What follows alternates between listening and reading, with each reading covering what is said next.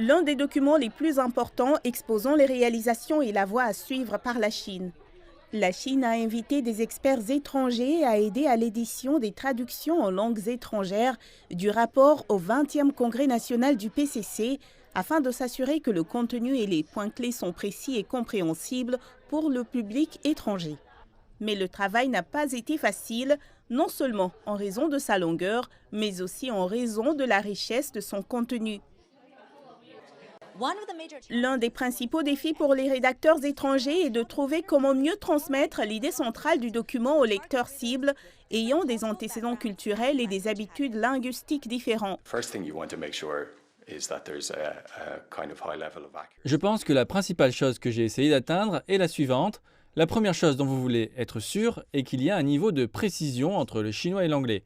Et vous voulez aussi que le texte soit fluide et qu'il ait la capacité à convaincre les lecteurs. Le rapport recouvre un large éventail de sujets. Mes collègues et moi avons consacré beaucoup d'efforts à la traduction et à la rédaction afin de faire entendre avec précision la voix de la Chine dans les pays russophones. L'un des termes clés du rapport est la modernisation chinoise.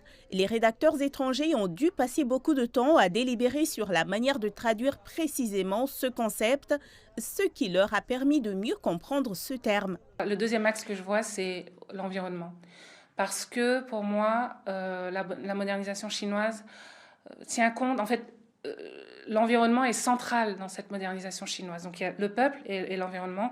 Et l'environnement, je dirais que c'est parce qu'en fait ce développement il se fait pas au détriment de l'environnement, mais voilà, qui tient compte de l'environnement. Et on le voit parce que par exemple en 2018, la civilisation écologique a été inscrite dans la constitution chinoise. Déjà ça marque que c'est vraiment d'une importance fondamentale pour la Chine, dans le développement chinois et dans la modernisation chinoise.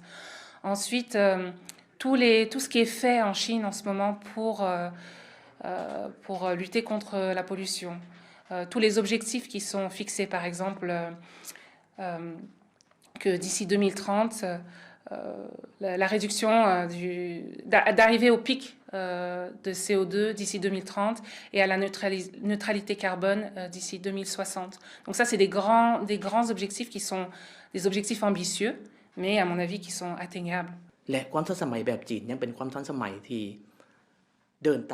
La modernisation chinoise est très différente du concept occidental. Elle est dirigée par le Parti communiste chinois avec la participation de tout le peuple. C'est une modernisation avec une prospérité commune qui ne laisse personne de côté.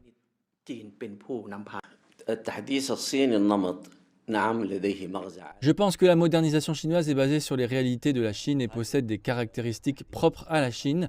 Elle fournit aux autres pays en développement une expérience pratique. Il y a la possibilité de réaliser la modernisation d'une manière pacifique et harmonieuse avec plus de coopération mondiale au lieu de l'exploitation de la guerre et du sang.